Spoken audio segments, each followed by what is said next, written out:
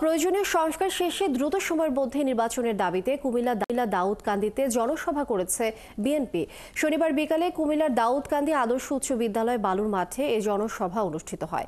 সভায় প্রধান অতিথির বক্তব্য রাখেন বিএনপির স্থায়ী কমিটির সিনিয়র সদস্য সাবেক মন্ত্রী ডক্টর খন্দকার মোশাররফ হোসেন।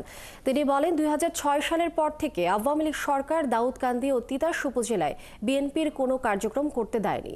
এ সময় উপস্থিত ছিলেন বিএনপির কেন্দ্রীয় নির্বাহী কমিটির সদস্য ডক্টর খন্দকার মারুফ হোসেন সহ অন্যান্য নেতাকর্মীরা।